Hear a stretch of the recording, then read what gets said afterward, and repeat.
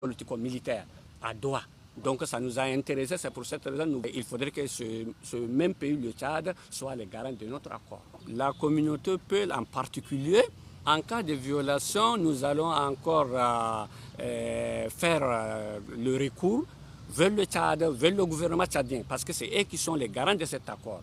Bon, sans oublier, il y a aussi les garants et facilitateurs de l'APPL RCA, tels comme les Nations Unies, l'Union africaine, et la CAC.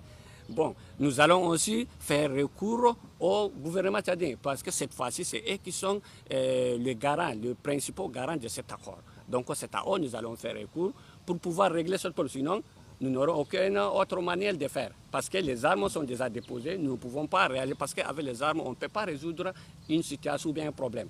Donc pour nous, de repartir encore vers les garants et les facilitateurs, c'est à eux de trouver une solution dans le cas que le gouvernement centrafricain viole l'accord. Je le demande, il faudrait qu'ils soient tranquilles. Ce sont nos papas, nos parents, ils comptent vraiment sur nous. Et sans vous casser la vérité, même la communauté n'était pas à 100% d'accord avec nous de déposer les armes. Pour eux, une fois si on dépose toutes nos armes, les anti-Balaka, les coupeurs de route vont encore revenir contre eux, vont encore les massacrer. Parce que maintenant, si les anti-Balaka et les coupeurs de route ne le font rien, c'est parce qu'ils sont présents. Ils ont peur de notre réaction. C'est pour cette raison, vraiment, et ils ne sont pas d'accord avec nous. À 100%, il faudrait qu'on dépose les armes. Mais pour nous, le message, il faudrait qu'ils ne s'inquiètent pas. Nous, on n'a pas abandonné totalement les armes, mais on a abandonné la rébellion.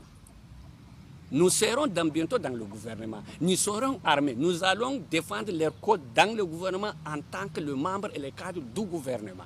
Et ce n'est pas comme on a l'habitude de les défendre, comme leurs enfants, leurs parents. Voilà ce qui les est arrivé. Nous, on n'est pas d'accord. Non, cette fois-ci, ça c'est par la voie diplomatique.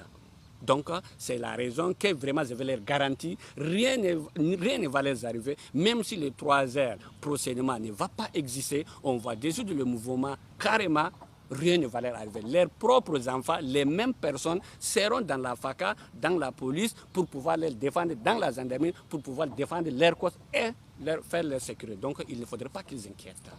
Il faudrait que vraiment nous soyons réconciliés, se pardonner, oublier le passé pour le bien de notre pays. Il faudrait qu'on construise notre pays. Parce que si nous gardons le rancune, nous voyons le passé sans imaginer le futur,